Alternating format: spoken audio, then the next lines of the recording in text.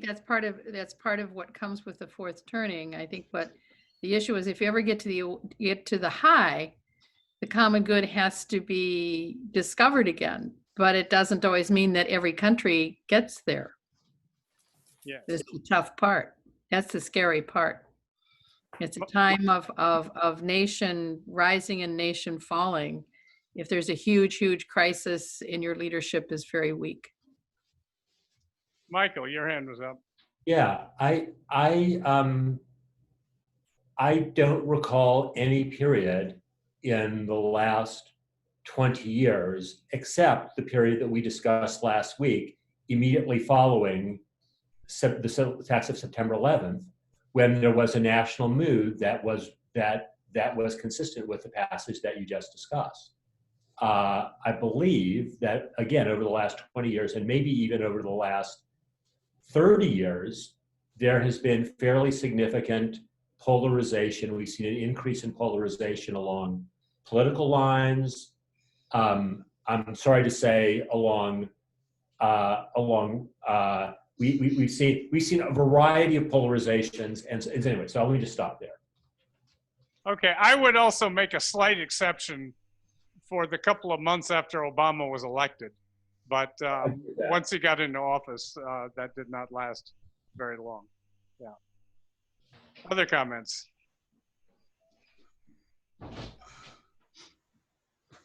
Jazz? No. Oh. What? I thought you were saying something or doing something. I guess you just made a noise. That's all. My housemate slammed his door shut. Oh, okay. Okay. Right. Yes, Janie. Yeah, I was going to say a fourth turning, again, it isn't that everybody survives stronger at the other end. You may not. Right. But in order to be stronger at the other end, there has to be a coalescing around solving the problems that got you into the crisis period in the first place. If you don't solve them, then you've broken your community, your country, what have you. So there's no guarantee. No, there isn't. All right, 2 pages later, on 258, talking about what happens in fourth turning. Private life also transforms beyond prior recognition.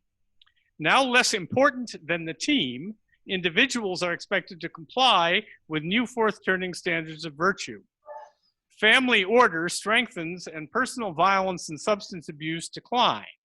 Those who persist in freewheeling, self-oriented behavior now face implacable public stigma, even punishment. Winner-take-all arrangements give way to enforceable new mechanisms of social sharing. Questions about who does what are settled on grounds of survival, not fairness. This leads to a renewed social division of labor by age and sex. In the realm of public activity, elders are expected to step aside for the young, women for men.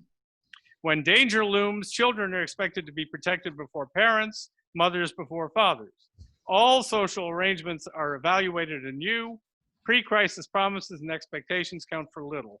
For the unraveling had been an era of fast-paced personal lives against a background of public gridlock.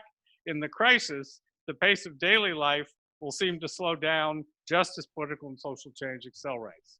A lot to discuss there. Go for it.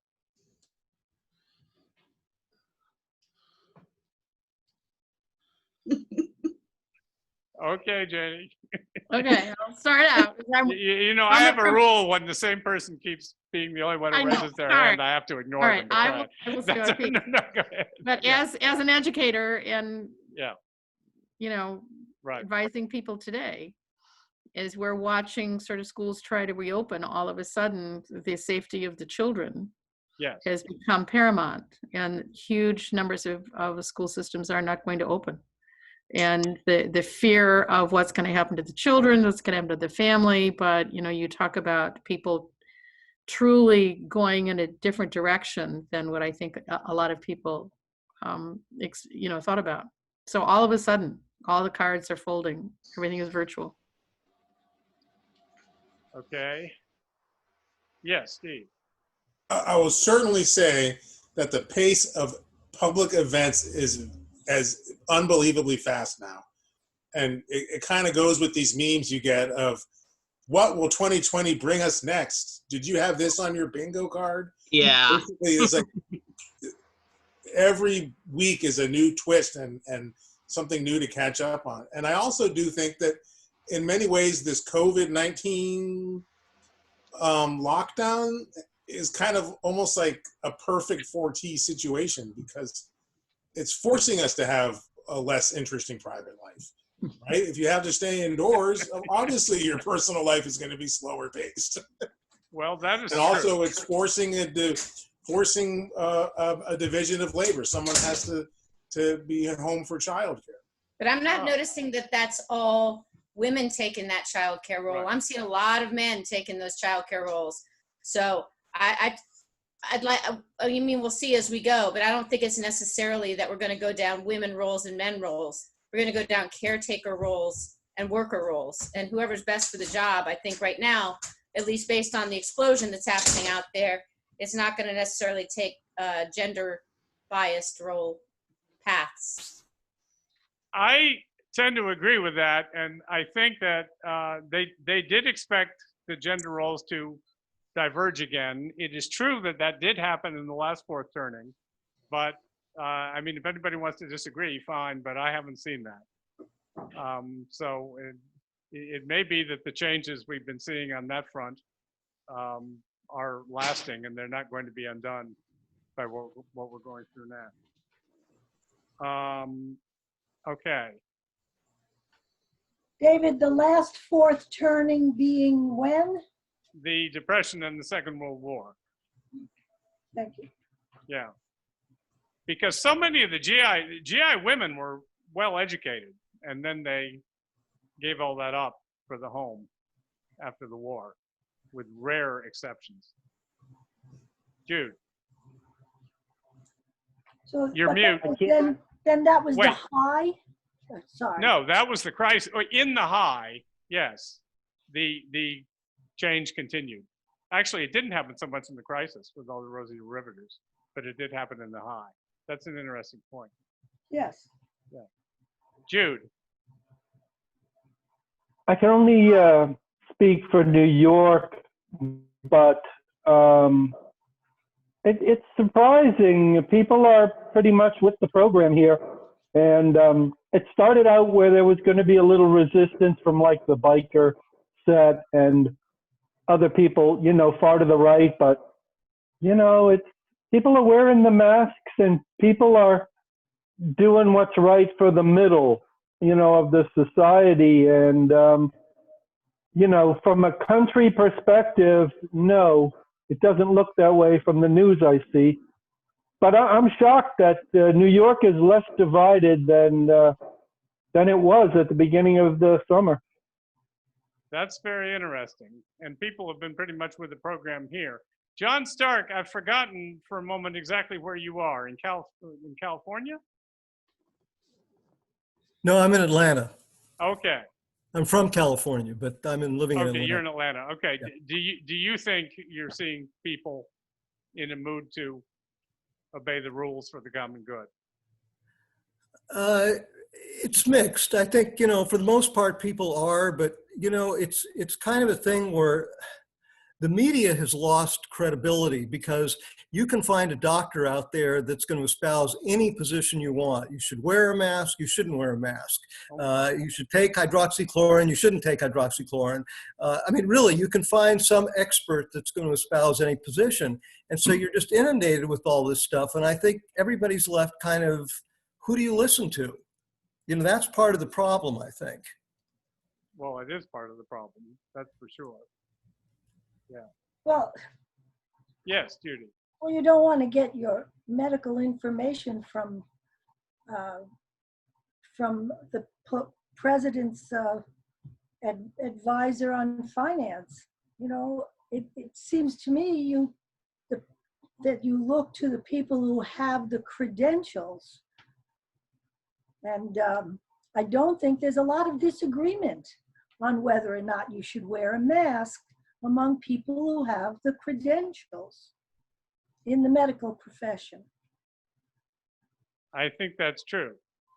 But I think that expertise has lost a lot of its prestige among many Americans. Yeah, I will say And- what and- I'm seeing. I agree with that. Yeah, and not only on the right either, I think, for some things. Yes, Eileen.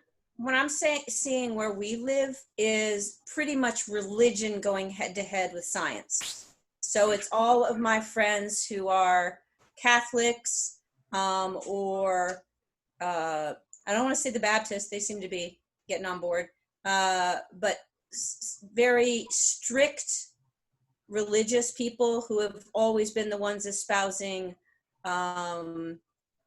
pro-life agendas on their Facebook pages and in the community are the ones who are refusing to wear masks right now.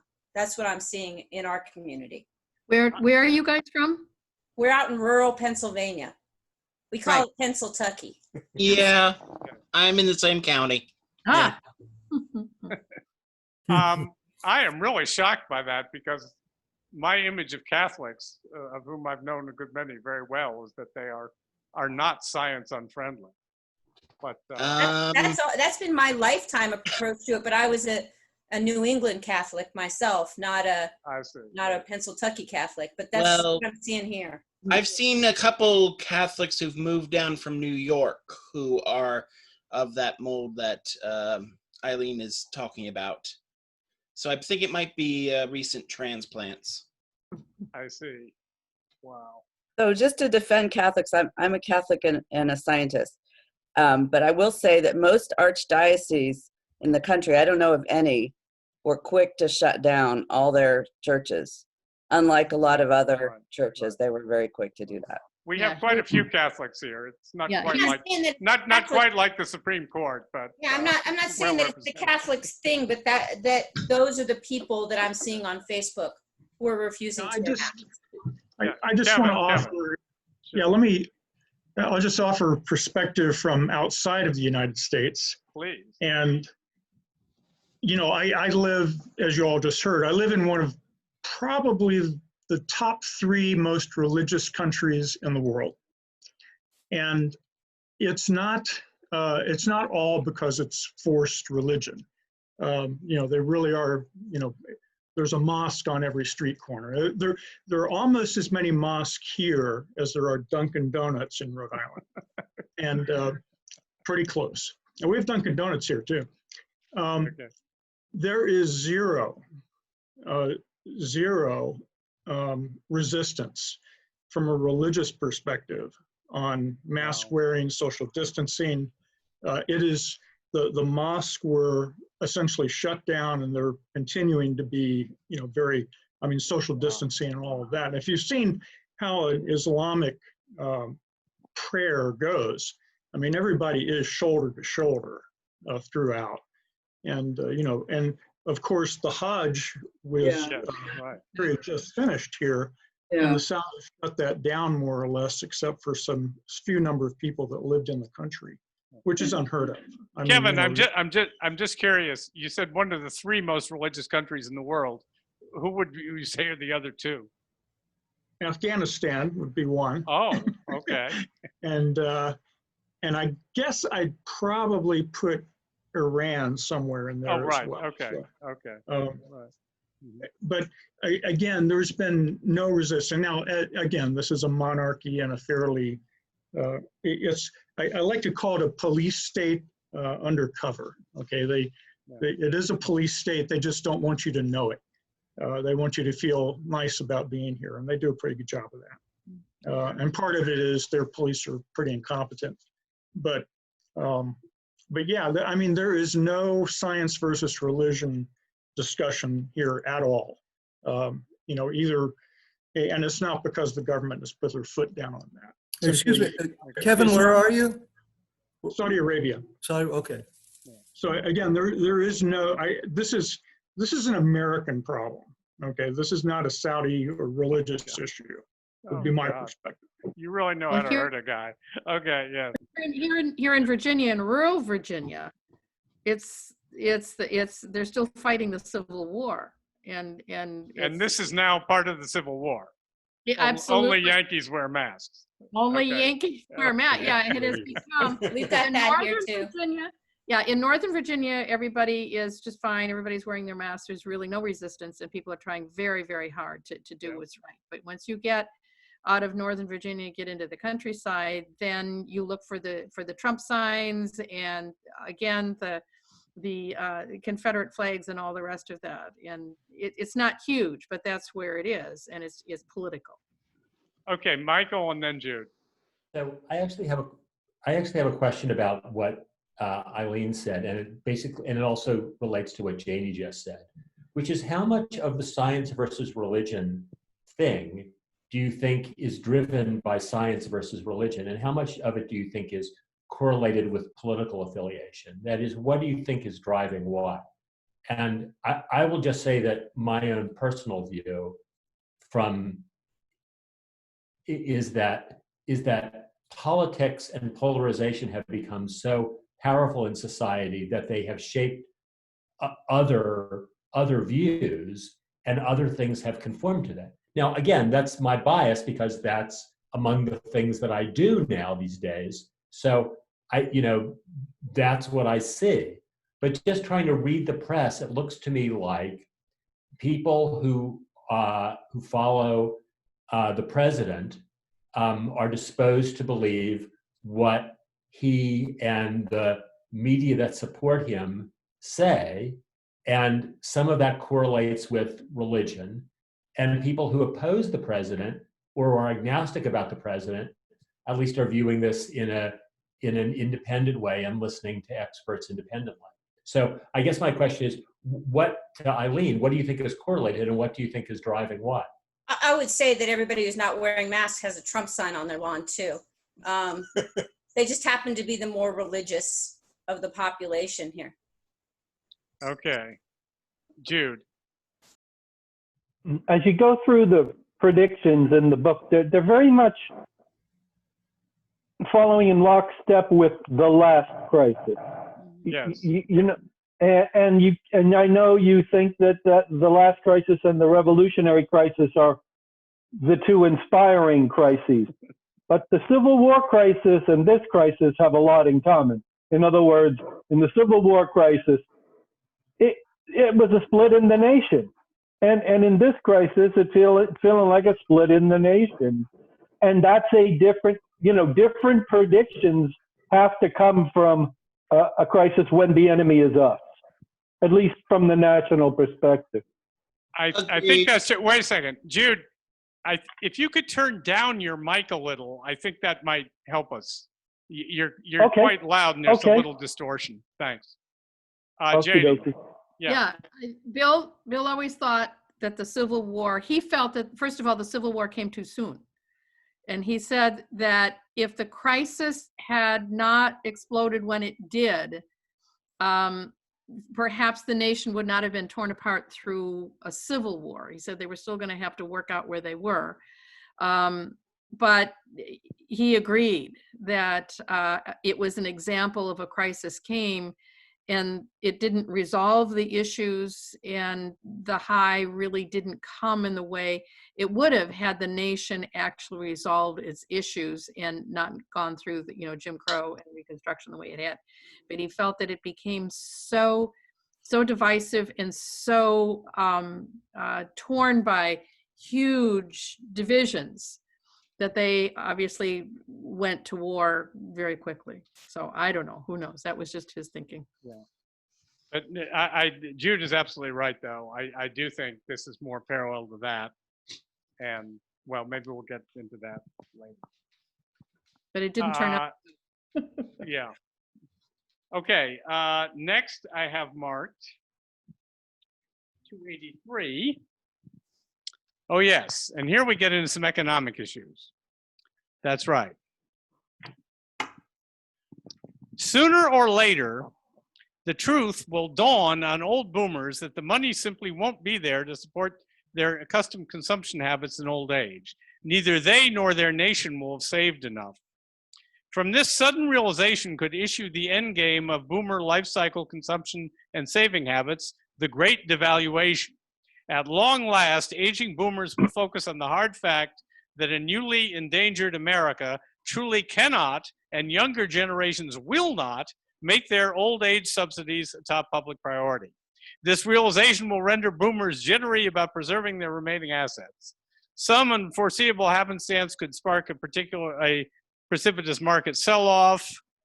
There could be a panic. Savings could vanish in a matter of days. I'm just editing a little. Now, the great devaluation is likely to hit boomers just as their first cohorts are reaching the official age of retirement, long before Social Security is now projected to go into official bankruptcy. That would have been 2008, by the way, if you want to do the math quickly. Indeed, the panic could be triggered in part by the crystallizing financial anxieties of leading-edge boomers. The flashpoint may well occur when the new elder mindset of the 1943 victory baby cohort combines with the new demographic realities of the large 1946 baby boom cohort to reach a critical mass. This could occur a few years before or after 2005, etc.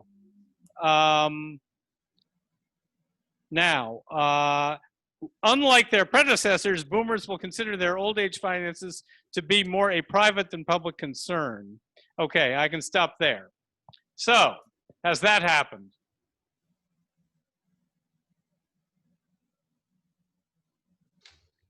Okay, Janie, you win by default. Neil just did a posting, I think, last week, and he was looking at exactly that issue. And of course, you know, that both Neil and Bill were deficit hawks, which is not fit where people are today. You know, we're just printing money. So Neil's latest data shows that the oldest boomers will probably be okay. Their you know, their savings, their investments, whatever are all right. His data shows that the youngest boomers are the ones that are going to have the most difficult time, depending on how the economy turns out. But I think that is I don't think their prediction saw inflation and deficit financing as a terrible thing. And clearly, however we go forward, the Republican consensus and everybody is just keep printing the money. So I don't know. But anyway, Neil says it'll be the younger boomers, and clearly Gen X will pay a big price, and so will millennials. Well, you're right, but Neil has been committed to this view for a long time, and I know. I do have to read one more paragraph from the next page. Sorry, 284. When the market hits bottom, millions of boomers will find themselves at the brink of old age with far smaller nest eggs than they ever expected. They will immediately have to make do with steeply diminished material consumption. Many will have no choice but to live communally or with their adult children, while groping for ways to preserve a meaningful life on very little money.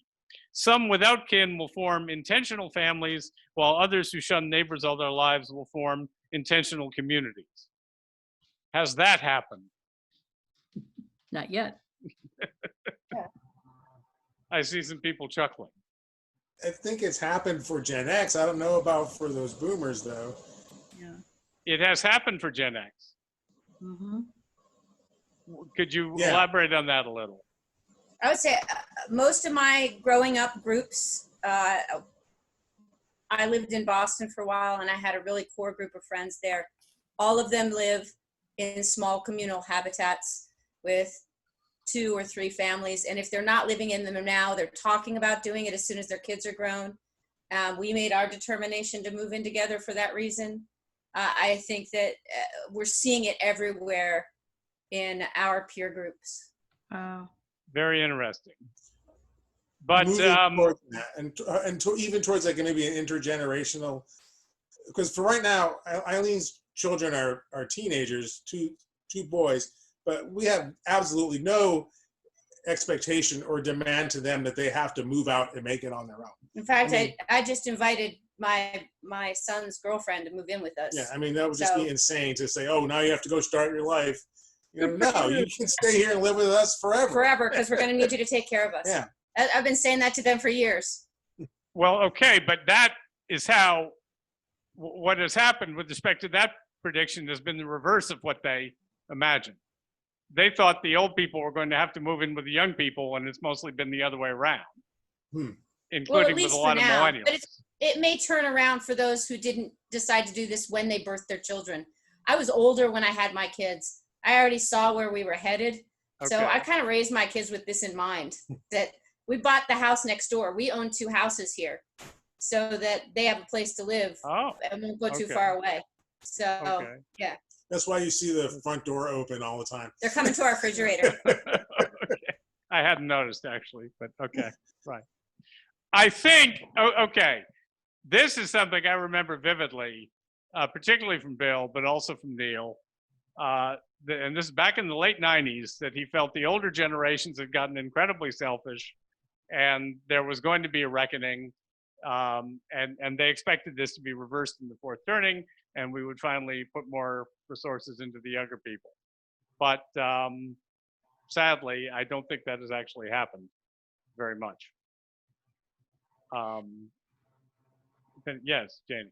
I was going to say the other thing, remembering that whatever happens financially or with markets or the economy, it can be a slow dismantling. It doesn't necessarily have to be the crash of 1929. It took a long time for the economy to get to the 1920s and then to get through the 30s, and it didn't obviously come back until World War II. So when, again, looking at some of what Neil's data has, you know, we maybe are not anywhere near the bottom, or we don't know where we're headed economically. So it doesn't, it's not like a huge bomb that drops.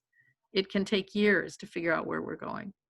I agree. Just a second, Michael. And it seems to me, with the massive unemployment that we suddenly have, and which isn't going away, I don't think anytime soon, the idea of universal basic income financed by a big progressive tax increase is almost inevitable to come forward. I don't know if it's going to happen, but I certainly think it's going to be put on the table because there are going to be so many people facing real long-term distress. Yeah.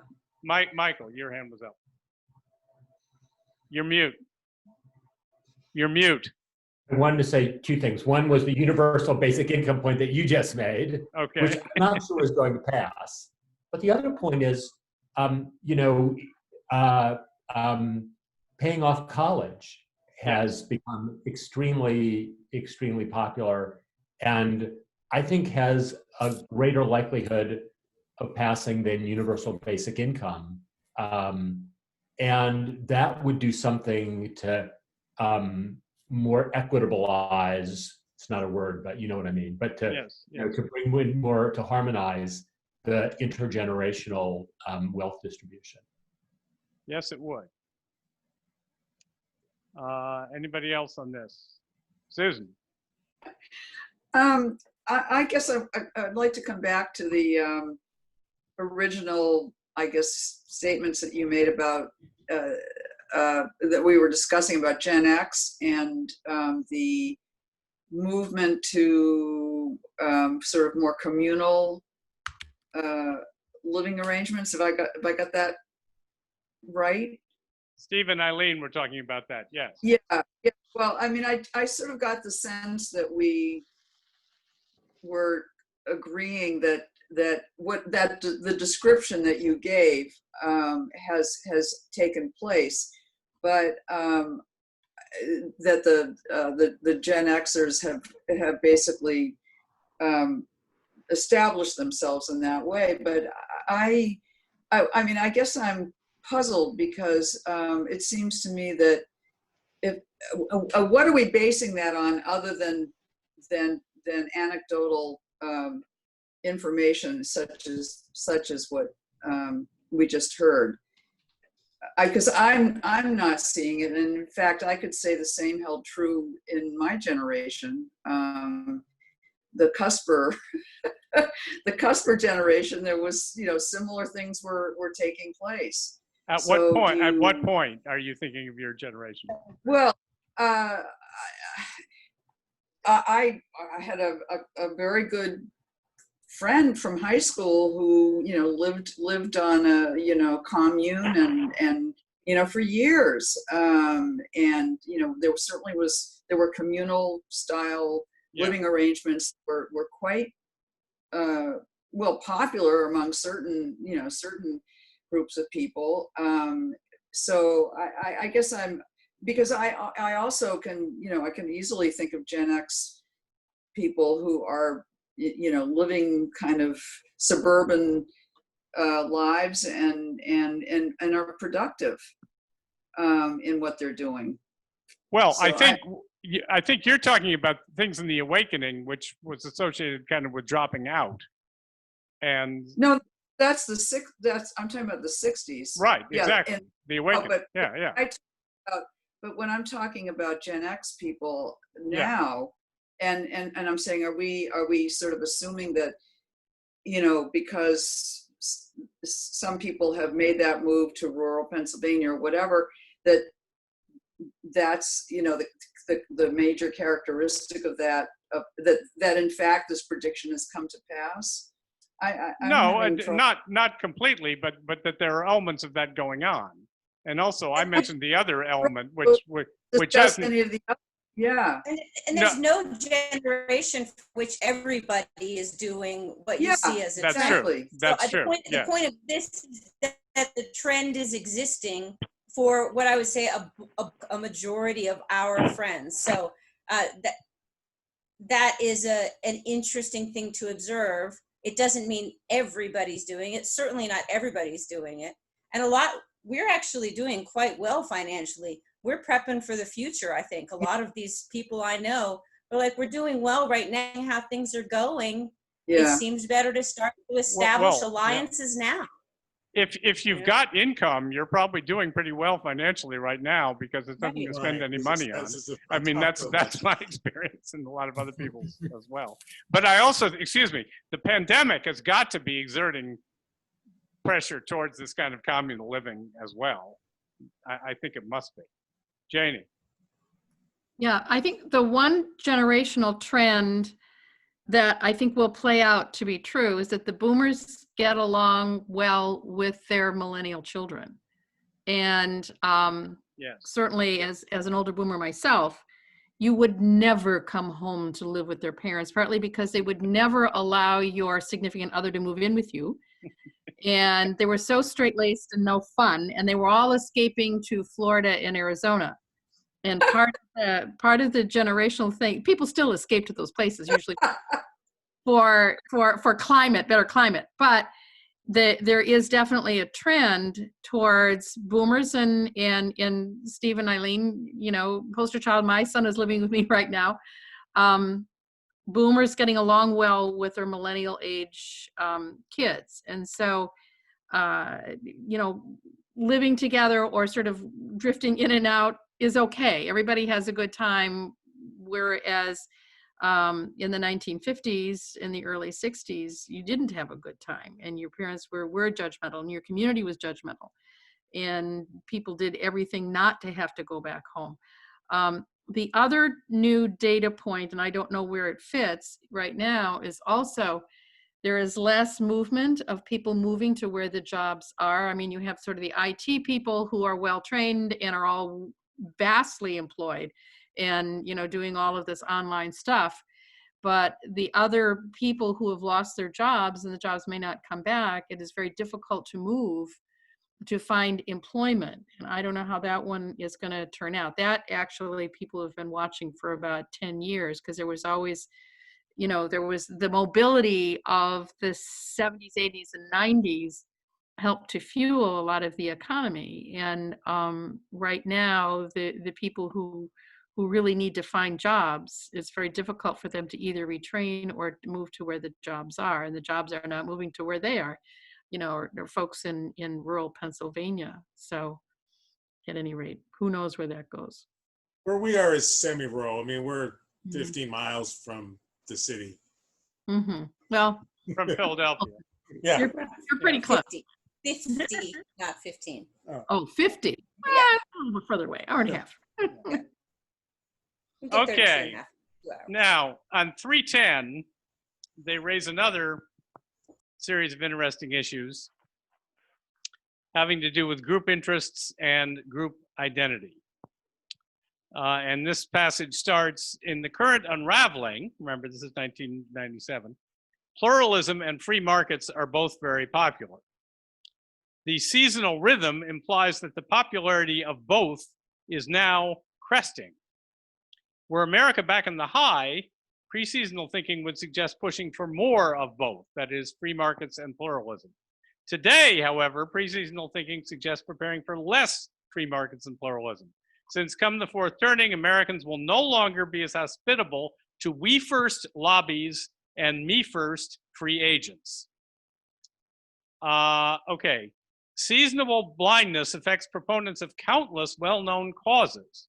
Whether feminists or right-to-lifers, the ACLU or NRA, supply-siders or the civil rights establishment, single-issue champions persistently demand unilinear progress towards a fixed programmatic goal. In a seasonal world, such efforts lead to inevitable self-deception and frustration. In some eras, these causes take credit for progress that was mostly due to come anyway. In other ones, they despair over backsliding, which isn't really their fault either. Through the last three secula, most liberationist social causes, like feminism or civil rights, tend to seed in a high, bloom in an awakening, mature in an unraveling, and decay in a crisis. Yet today, many of their proponents keep struggling for post-seasonal goals. What about that prediction? Jude. Well, you reacted to a comment I made about the post-seasonality of the protest movements that are going on right now. It's so funny, you know, the problems of cultural division in the country. Those are tools used to keep the majority from asserting itself, you know, as an economic force and taking what it should have, you know. So let's just say that you know, what we should be doing now is coming together as like your candidate Elizabeth Warren might have said, you know, let's come together, form an economically based coalition. That would be a properly seasonal movement. And let's put our cultural differences aside. And, you know, let's put power back into labor. Let's put, you know, power back into support for New Deal-ish policies and what have you. But the divisions are still being stoked. And let me just say, we're falling for it. I'll just be as blunt as I can. We're taking the bait. Okay. Others. Kevin. And again, maybe I've been away too long, but what are we divided over? You know, I could understand the, you know, I can certainly understand the Civil War. I can understand the Revolution, but I'm having a hard time, again, having been away a long time. I get back to the U.S. maybe once or twice a year for a short time, but I don't know what we're divided over right now. I'm sure there are plenty of people here who will be willing to help. Yeah, I hope so. Favorite expatriate out. Okay, Jude. You know, where if you read David's thing from his blog from 10 years ago that he put up, you know, right after 9/11, you know, George Bush had a lot of things going on that sort of set the tone of the agenda for the new millennium. And, you know, that's one side. And the other side is people who, you know, want a more active state in terms of helping people, you know, not struggle financially. And you know, it's the free market against, you know, the Keynesian state intervention to sort of take from the rich and give to the poor. And, you know, look, the Constitution has built in protection against the tyranny of the majority. Poor people are the majority. That's what they were protecting against. Don't forget that. So that's in there from the beginning. Your strict constructionist was protecting property, and to this day they're still protecting property. That's the one side. And then people who would say, hey, look, let's divide it a little more evenly. That's the other side. That's the split. And crude economic that is terms. the economic part, but wouldn't others agree that the social issues are still extremely divisive? Michael is nodding. Well, they're the bait. They're the bait. They're the bait, that, I might agree with you about the impact, Jude, but people on both sides care passionately about abortion and right to life, about now the civil rights protest has a lot of different aspects to it at this moment, and I think a problem is that because it's intentionally leaderless, I mean, that's a strategy. It's hard to tell what's predominant, but some of it is deeply hostile to fundamental aspects of American life as they see it. The Trump people, of whom there are a great many, think that liberals are communists and hate America and hate them, and et cetera, et cetera. All those things, I would say. Kevin, does that help at all? Yeah, I mean, you know, I certainly follow this and can see it happening. I guess I just wonder, you know, what's under, in other words, I think rich people, whatever their political persuasion, pretty much agree. You know, they pretty much agree they want to stay rich. So they do things that will make that happen. You know, in other words, maybe Bill Gates, has a great philanthropic strain to him. Yeah. He's still going to put his money in the stock market and make billions more. And that's fine. But it seems to me the division is contrived. It's, in other words, the people who are either liberals or conservatives, I'll use that word, they really are the same people economically. And if there's any division, it seems to me that's been contrived is between people who are more educated versus people who are less educated. Oh, that is huge, and it's getting worse.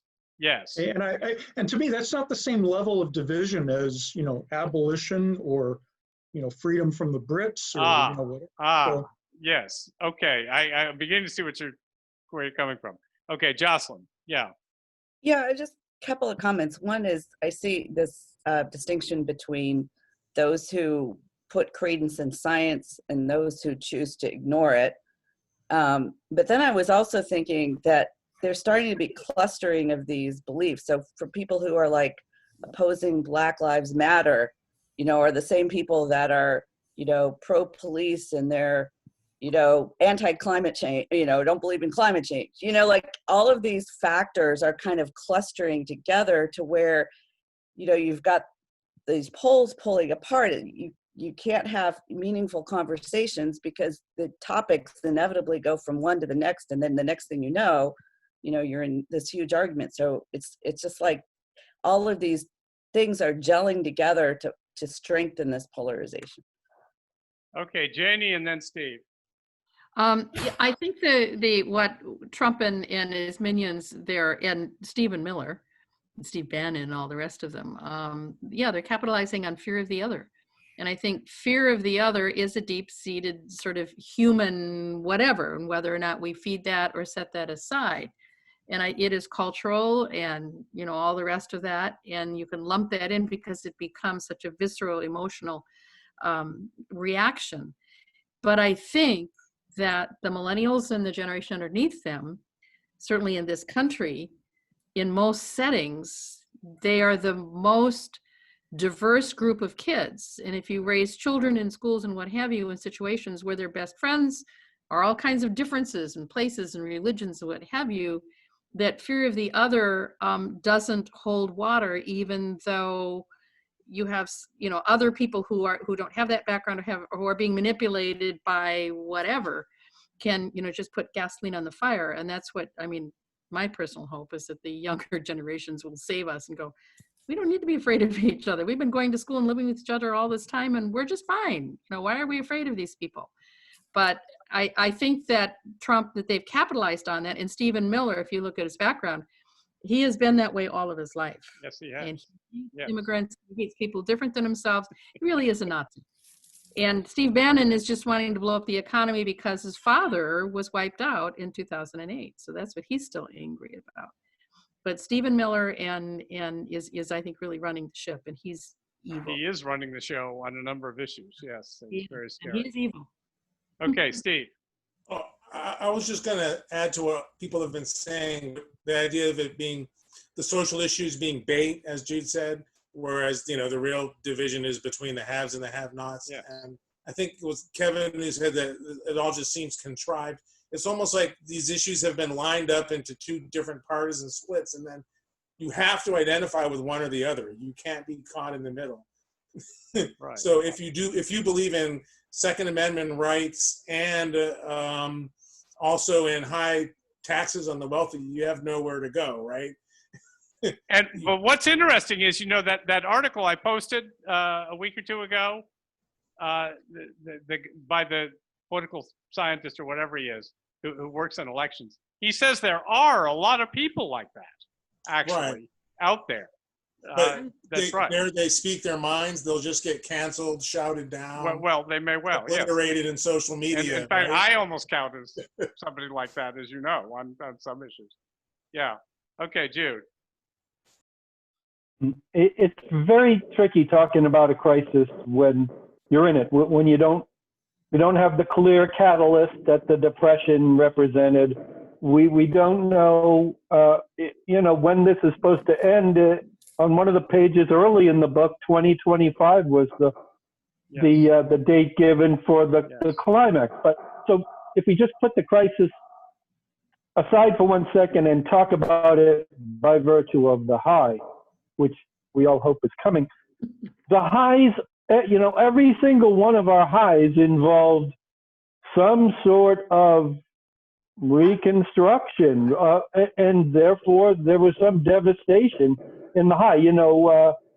A federal system had to be created, and a federal place had to be created after the Revolution and the Constitution. The Civil War, the South had to be rebuilt. Europe had to be rebuilt after World War II. I don't think we should be worried too much about, what the nature of the destruction is going to be. I think we should prepare for the destruction and get ready for understanding that the destruction is essential to the rebuilding, and the rebuilding is essential to the high. Well, that might be. I think I see Kevin's going to say it again. I want to say that I see now what you're getting at, that we're not fighting over an obvious, real, concrete issue. And that does make it harder to know where we're going. We're just screaming at each other over the same things over and over again. Go ahead, Kevin.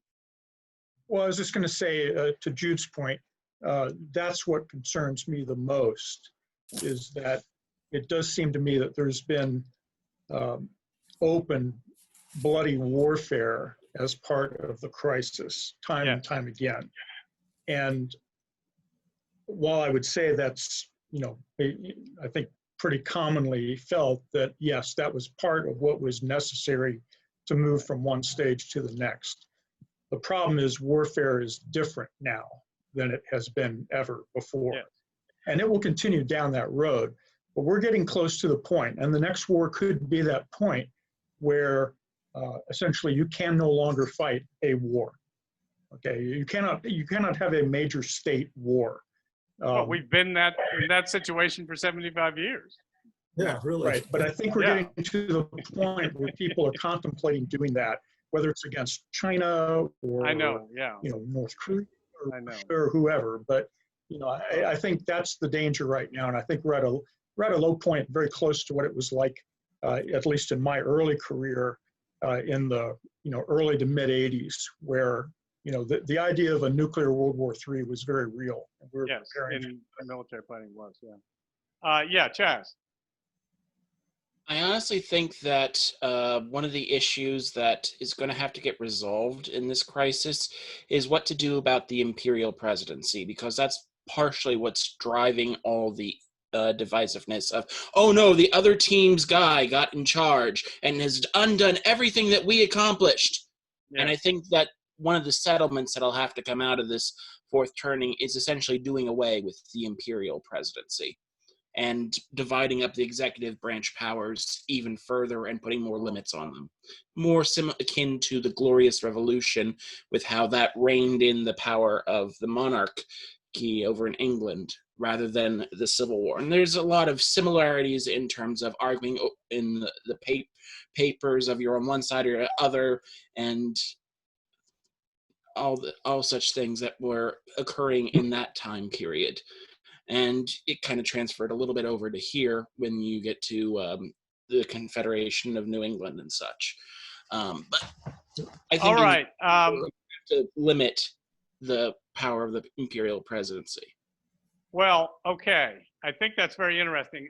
I just have to say, the alternative would be more power for the Congress. As long as congressmen on both sides have to spend 3 or 4 hours a day raising money, I don't think there's any chance of them really doing their jobs. I mean, that would have to change first. But I don't know, you may be right. There's some scary things going on about presidential power right now, but we don't have time to get distracted on that. Okay, John, and then I want to move on to something else. Yeah. Yeah, I think, Chaz, that one of the reasons why there's that imperial presidency, as you put it, is because they have the power to select justices of the court. And because the legislature is so ineffectual today, it almost puts the burden on the courts for making the decisions that can't be made within the Congress. And that's what gives the presidency that kind of power. It's a big factor. The judicial dictatorship, which has changed the way people think about the presidency, is another huge problem. I agree. Mm-hmm. Yeah, I think so. Well, all right. There is something I want to leave you with. I mean, I think this has been an interesting discussion we've had, and we have identified some trends going in different directions, which is a good thing, and some communal spirit showing up in some parts of the country anyway, and among families. Now, I want to return to some things we talked about earlier in an attempt to explain once again how we got into this mess, particularly with regard to the polarization of our politics, our inability to listen to each other, et cetera, et cetera. I set things up in the early part of the course to try to stress what I thought was right about and good about the crisis and the high.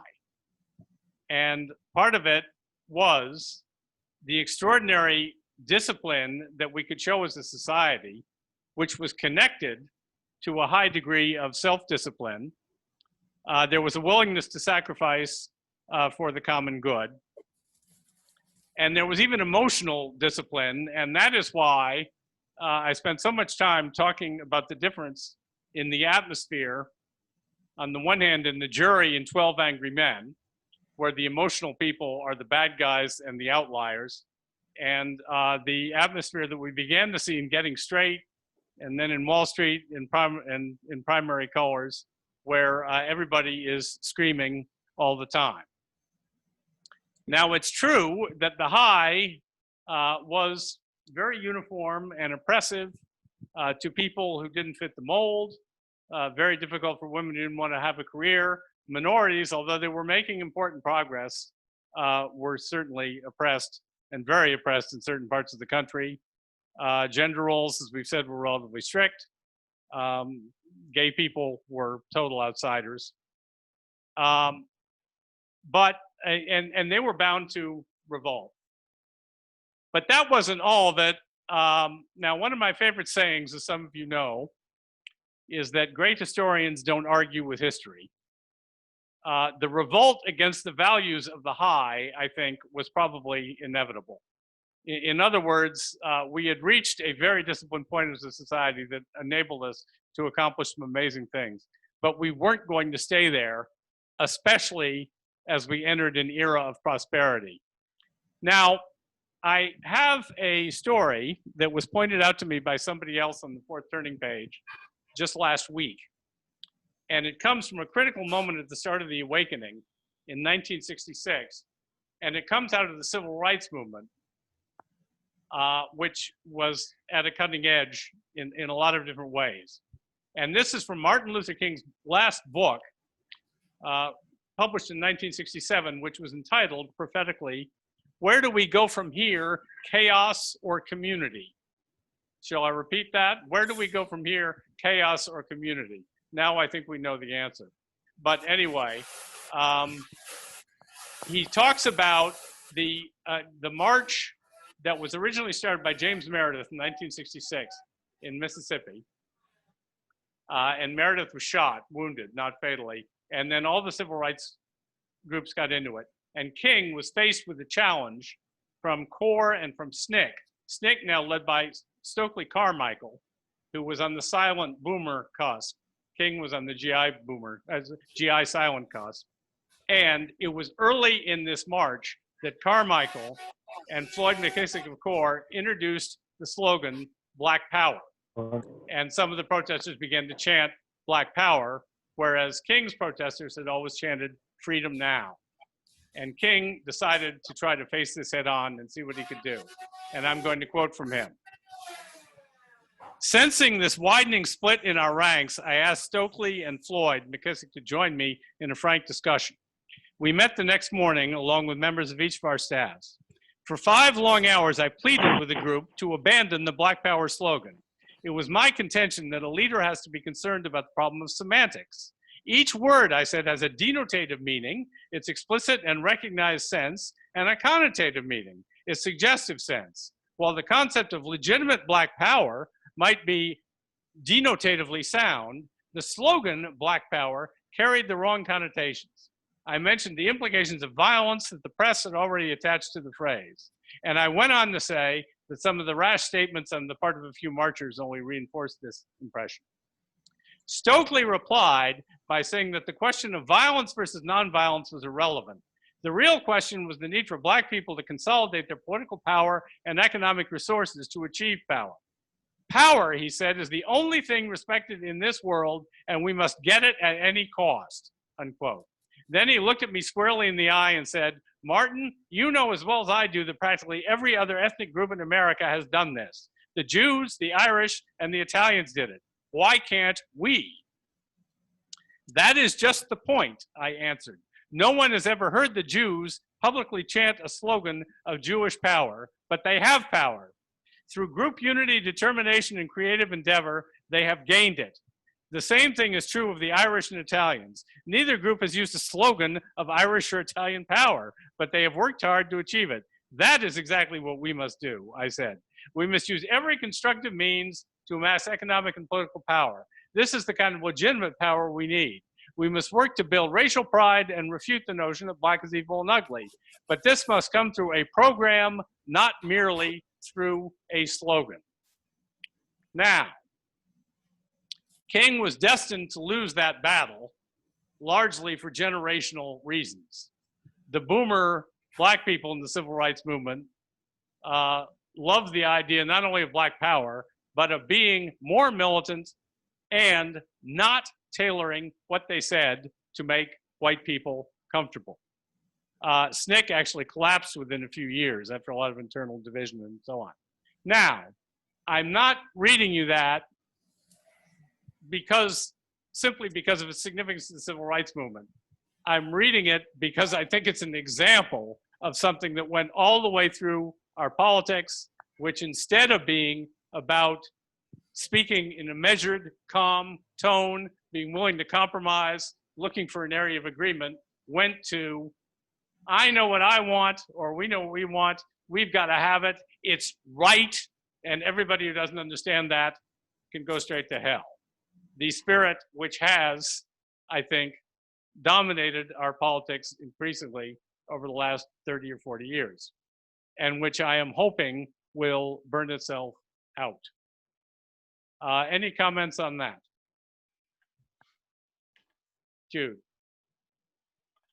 I don't want to go directly at the the passage you wrote. I just want to point out that around that time, starting in around 1967, King started to weave poverty into his speaking.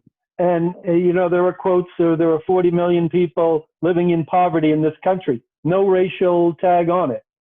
And I just want to say, that's when the gun came out, okay? Well, all right, I don't want to get into that, but I think, and he said this too, there's a lot about this in this book, which I read a lot of. Right. LBJ had been talking about poverty, at least as early as King had, and in fact wanted to make that the great cause of his presidency. But Vietnam put an end to all that, and that was another terrible step down the path. Anything else? Janie?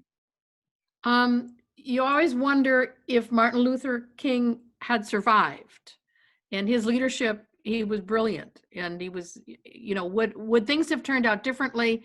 We talk about generations and sort of the mood and that, things change based on all these generational personality things, but also the leaders that appear at a critical time also can change the trajectory and help a whole community avoid some of the more destructive parts of whatever movement is going forward. We'll never know. He lost his life, I think, too soon, because he was brilliant. I certainly agree with that, but he was under political attack from both sides. Yes, I know he was. At the time he died. I know. And could he have survived? I don't know. I don't know. And I think that's why right now, where we are right now, it is so incredibly dangerous, because Trump is just absolutely nuts. And who's going to put guardrails one way or another? I know. That is a serious crisis. And I do want to get to the movie. But clearly the election of Trump, to me, and I've written this many times, showed that our political system had collapsed, because a reality TV star and a serial bankrupt, neither party could come up with a candidate who could beat it, and that was a very serious matter. Exactly. And now we're faced with that again. Well, all right, let's get into the movie, which I watched again today, and I knew why I wanted to use it, which were good reasons. But as so often happens with a great work of literature, book, movie, speech, whatever, I saw something today which I had not expected to. First, a personal note. I will never forget the first time I saw this movie. On a cold, dark Saturday night in January of 1966, when Ben Levy and I were Harvard freshmen, and in those days, the Brattle Theater, which still exists, spent the whole month of January and then the whole month of May showing Bogart movies. And this was the first one that I've ever seen. And I was utterly blown away, but I was in particular just totally blown away by Howard, Walter Huston's character. And 30 years later, when I read Generations in the Fourth Turning, I realized why. Can anybody fill in that blank?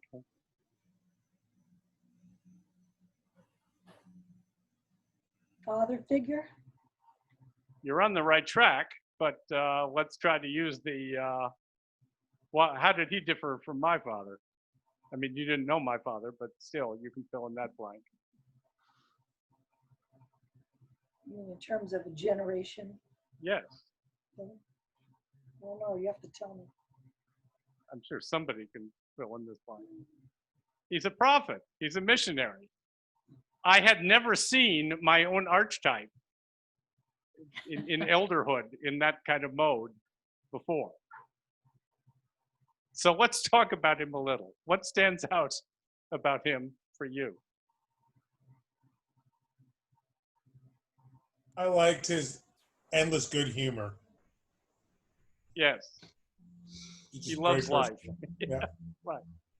Yes, Janie. He was patient. He was willing to help. He accepted everybody. So they lost all their gold. What the heck? He was. Okay. He was what boomers were hoping everybody would be like. not avaricious, not, you know, it was creative and incredibly patient. And that was one of the things that stuck out to me in the movie. Whereas the other two guys, you know, were ready to, you know, quickly go to the fight. And whereas Howard would say, wait, let's think about this. So Okay. yeah, he had all the positive characteristics that we as young boomers would hope that we would have someday. Jocelyn. Yeah, I was just going to say patient and even going out of his way to not react in, you know, a negative way. So trying to modulate, right, his emotion and respond to kind of diffuse the situation. Just really, really important characteristic a lot of us lack these days. What is it that enables him to do that and to be that way? Well, it's experience, right? A little bit. Yes. Susan. Yeah, Yeah. go ahead. That's just what I was going to say. He's experienced, and he's been able to use his experience in a wise. You know, he's wise, Right. and he's completely trustworthy. And I was very taken with his fluency in Spanish. You know, it's I mean, you know, he really understood the language. He was able to communicate perfectly well with the Mexicans, and to appreciate, you know, obviously appreciate their culture. So he was really he was a very human and humane, I suppose, person. Yeah. And kind and gentle, and wise. Yes, Ben. Well, I don't think he was human. I think he was Christ-like. He, Wow. he raised, well, listen, he healed the sick. Oh, yes. He raised the dead. I mean, go down the list of attributes and talk about a prophet, eh? well, he was almost too perfect in all of the qualities that anyone could possibly admire. Wow. Okay. That is never going to be that way. Yeah, Jocelyn. Yeah. He also wasn't invested, right, in any one thing beyond anything else. He didn't really care about the money. You know, say what does he want to do? You know, he just wants to relax and enjoy. And so when you're not invested, you can make these choices. You could be you know, stick up for others, and it's easier to do that way too. Well, I think it's more subtle than that to me, and that's the thing that fascinates me about him more than any of them, because he is invested. He gets almost as emotional about it, and he is fired by the dream of striking it rich again, but at the same time he has perspective on it, even about himself. Right. And that's the amazing thing about it. And you know, he knows he's going to die broke. Like I mean, he says that remember at the very first scene, he says, "I never knew a prospector who died rich. You know, you always want to go again." And of course he does. So it's just a matter of degree, really. I think, yeah. You know, to what extent is right. Yeah. But he's acting and understanding at the same time the whole way through, and that's what fascinates me totally. Janie. Yeah. Yeah, I like the. I think Ben, you were the one that said he was Christ-like. I hadn't thought about that, but that's absolutely true. He was with the two other personalities of the guys that he was with. He was able to identify sort of the assets that each one of the other men brought to it, and he's able to manipulate it as a leader and bring them together as a group of three of these very diverse people. And then when he was missing at the very end of the movie, they all fell apart. So he was able to bring out the best in these two personalities. All right. How do either of the other two represent their generation and archetype?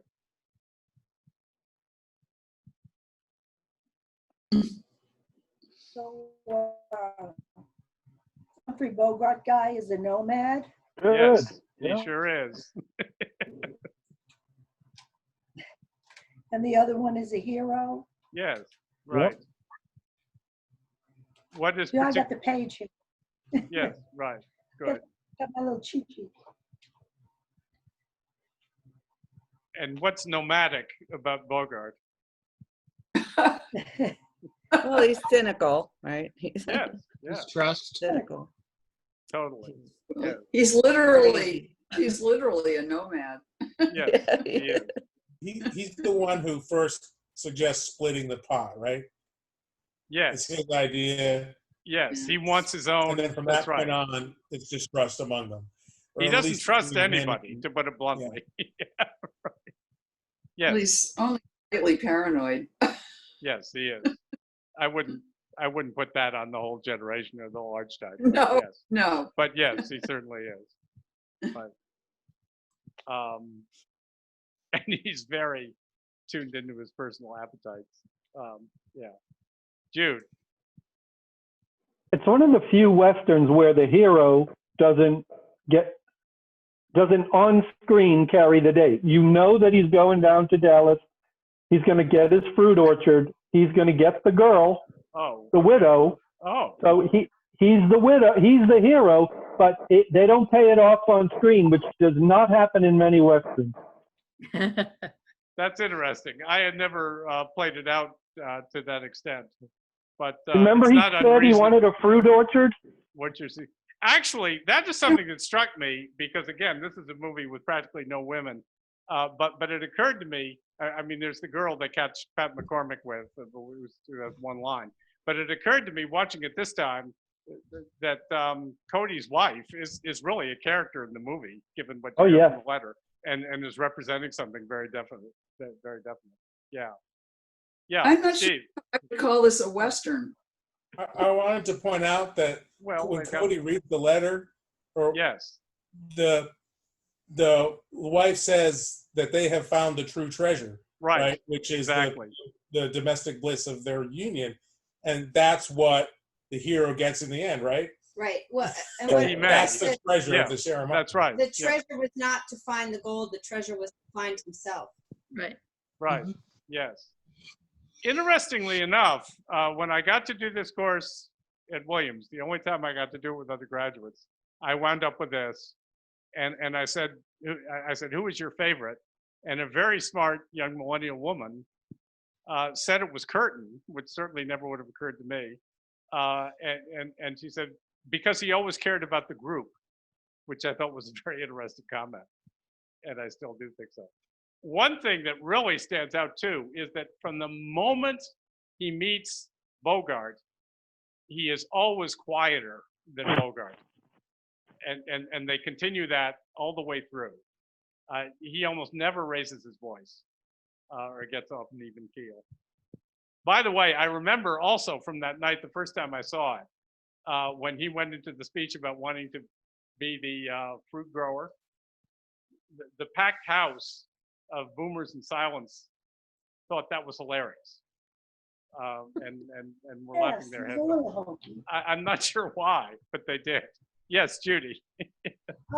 The one thing that disturbed me about Howard was when he was willing to kill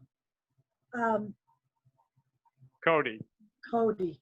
Yeah, the new guy. He went along. He made it.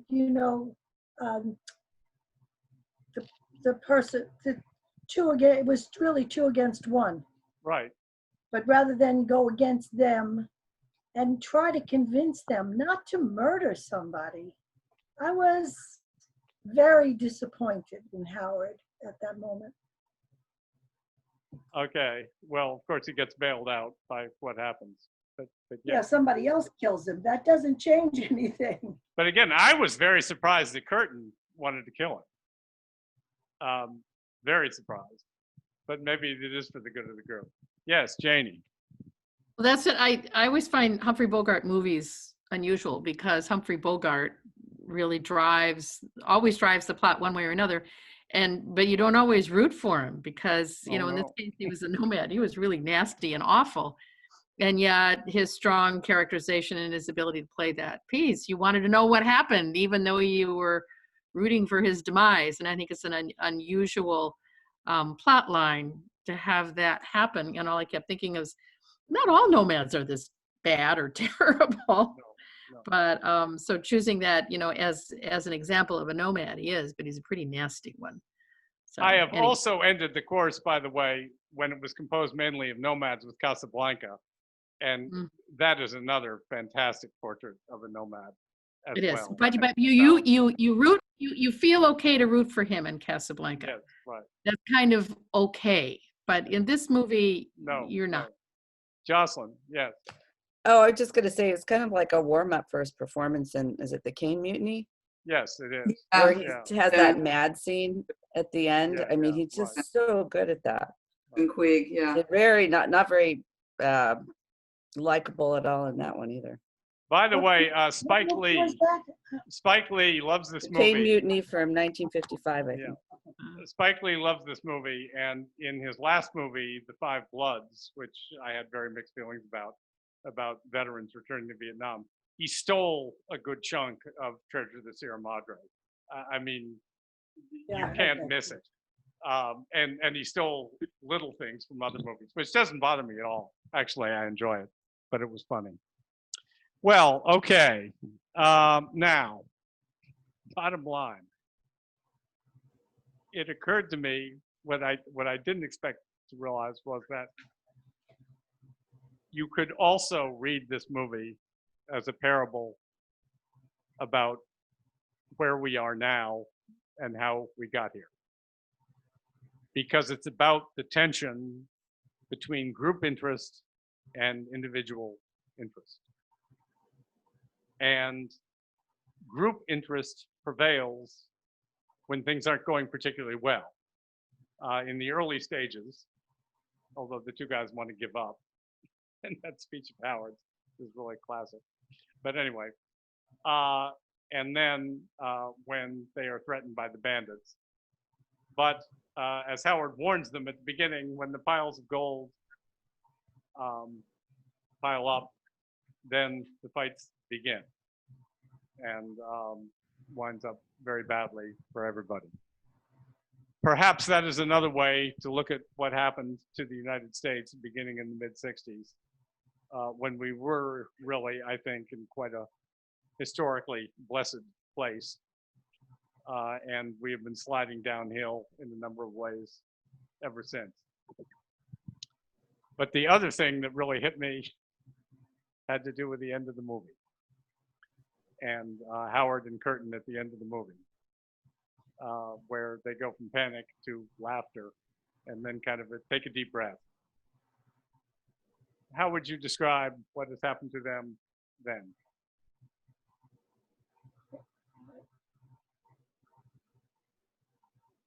Jude? Well, in movie terms, they're coping with the fact that the gold was the MacGuffin, important to the characters, but not to the plot, but not to the message of the movie. But everything they wanted, blew away in the wind, and that's funny. I have to say that is funny. Okay, anything else? I think it's everything they thought they wanted, because at the end, Curtin said, not Curtin, Howard. says, "I have everything I want now. Yes, that's right. I don't really need the money." So it was just kind of a phantom they were chasing anyway. And we know What does he say? What does he say to Curtin? Well, he says, "Go get the same thing." Basically, he encourages him to go take the money that he's going to give to him and go find exactly what he's already found. He says something else. He says something else before that. He says, "You're young. You've got time to make 3 or 4 more fortunes." Right. Yeah. Yeah. Janie. I think that the resolution in the movie is not realistic, but it was entertaining because it was well written and well acted. In real life, if that happened, you'd have 2 to 3 to 4 weeks of depression among the people who lost it. They might have to go to their therapist to figure out how am I going to go forward. There'd be a lot of cuss words and, kicking and la, la, la. No matter how lovely and grand you are, you go through a period of decline and sadness and mourning when you have a loss like that. So clearly it was contrived. And the script at the end I thought was masterful, and certainly the acting was wonderful. So they carried off their message but that's the magic of theater. You can carry off a message even though it's not really realistic, but that's the fun of that kind of storytelling. Susan. I'm not sure. It's hard to sort of talk about what's realistic and what isn't, but I thought that the laughter, especially Howard's, was just perfect.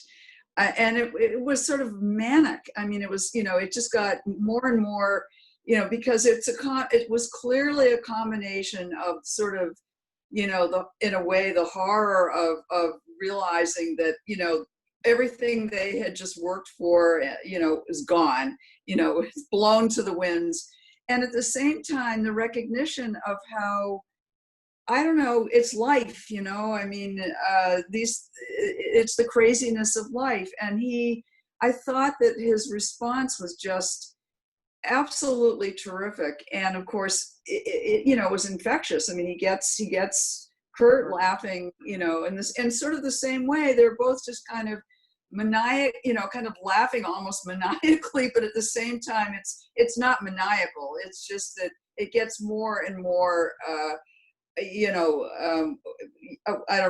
can't even come up with the right word, but I think you know what I'm saying. It's out of control, kind of. But at any rate, so I mean, I couldn't see either of these two in real life, settling into depression. It just seemed to me to be just the right ending. Okay, John. The ending of it, in a way, reminded me of the ending of Zorba the Greek, because Zorba was very much like a Howard figure in a way. He loved life, he had great passion, and that whole project that they've been working on, if you recall through the whole story, that conveyor system that they were building down the mountain, the whole thing collapsed at the end. And Zorba started to dance. Yeah. Remember that? And then he started laughing, and he said, you see the monks, they ran this way and that way. And it was that same kind of laughter at human folly and enterprise. And okay. I think it's also in terms of Howard, it's this sort of basic recognition that you can't control everything. Yeah. And in fact, I mean, the fact that he rode off with the Mexicans and basically just he said, I've got to go because otherwise they'll be furious if I don't let them treat me as a god. And he's gone. Yeah. I mean, if he really, I suppose, wanted to, he could have found his way back and said, I've got to go back, but he's gone. So, there's a signal right there that, hey, maybe that's not the most important thing in life. I'm in heaven, I'm in paradise where I am right now. Okay, Jude, and then I'll try to, go ahead. First of all, David, thanks so much. This has been so much fun. But all I wanted to say is it's back to the issue of the course. It's not just anyone laughing. It's a prophet and a hero. We don't know if an artist and a nomad would be laughing. We know the but nomad. We can understand. Well, I don't know. Not that nomad. Right. Well, okay. But what hit me is they've hit bottom, okay, at that moment. They really have. They've been struggling all this time, and now everything is gone. But there is a great relief, actually, to hitting bottom in any one of a number of ways, as some of you have undoubtedly experienced in one way or another. And frankly, what hit me is that I feel in many important ways, particularly politically, our nation is waiting to hit bottom so that we can finally start in some different direction altogether. So maybe in that sense, this is going to turn out to be a parable for where we are too. Anyway, I will never get tired of that movie. By the way, a couple of trivia points. Do you know who the little boy who sold the ticket to Bogart was? No. Jude knows. Yeah, but he'd been acting for 10 years at that point, Robert really? Blake. Robert Yeah. Blake. Oh, he was a Spanky in our gang, and he was in Okay. shorts. Yeah. And do you realize who the guy Bogey begs the money from is? Yeah. It's John Huston, the director of the movie, Yeah. who also happened to be, and Bogart was quoted once about Huston, who made him what he was as a star. As an actor, he stinks. And boy, was he right. Oh, I don't agree with that. Oh, you don't? But- Oh, no. But I mean, I thought he was very good in, is it Chinatown, I think? Oh, but you did. Okay. Yeah, Well, but at any rate, that's way off. Yes, topic. it is. I said. And of course, Walter Houston, Howard is his father. So, Right. yes. Yeah. And that is in the all-time Hall of Fame of most deserved Oscars of all time. Yeah. Well, gang, this has been great. David, And- thank you so much. Thanks so much. Good. Not at all. Wonderful. Wonderful. Hey. This is Thanks so much. fun. It's been fun meeting everybody. I never thought it would be possible to get to know people on Zoom, but you can. Yeah, you can. It's just the right size group to do this. So it Yeah. was fun. Now, As long as we play our role. Yes, it is. It is. I'm going to post a couple more things tomorrow. There's a compendium that I put together years ago, which is kind of fun. And I'm also going to post a list of movies that I would have liked to use but couldn't. Some of which are just as good as the ones that we did, and I'll try to explain why. But you know, the page will still be there. And if anybody comes up in the next few months or more with some movie or some event they would like to get together and talk about again, I would be delighted to do that. That'd be fun. So just keep that in mind, and I'll be in touch with just about all of you in one way or another. As A you know. year from now to see where we are. Certainly a year from now to see where we Yeah, are. let's do that. Interesting. Right, right, How about November 4th?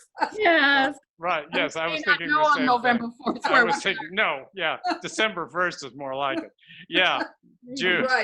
Right, exactly. I just wanted to mention, maybe even call to your own attention, that last week you said a historian can never, like the guys in The Big Short, really be right and be recognized for being right, because you can't go back and regame the past. But here you are, you know, you're very much invested in a predictive model. So you're a historian writing the future in some way or another. I just wanted to call that to your attention, and you very well could be right. Well, yeah, they have been proven right that there was going to be a crisis and that the old order was going to collapse. And to me, I've often felt that's the most important part of the theory. But as I'm sure they would have agreed, predicting what's going to come out of it is not possible. And we had to run the But you have experiment made to find out. you have made some predictions. Yes, I have. I have. One of the things that has Kind been of pessimistic. with this theory that both Bill and Neil and I think David have observed is that whether people believe there is such a cycle or generations or what have you, people tend to argue it one way or another from within their generational type, which is fascinating to watch and listen to. Gen X is the least willing to, you know, believe that any of this, you know, could be possible or goes on. And but it's very interesting, so that when you listen to people, you know, are there such things as generations? Is there a cycle? Do these things work? Think about what generation that person is from, and they tend to believe or not believe or even want to discuss it based on their own generation, which is weird. Well, all right. Thank you all again. This is great. Thank you. Thank you, David. Thank you. Thank you. Thank you. Yay. Bye-bye. Good luck to us all. Thank you, David. You're welcome. Thank Thank you you. all. Yeah. Thank you. Yeah, Thanks. if you ever do read my autobiography, just look at the dedication and what I said after the dedication, and you will see something important. Okay. Bye-bye.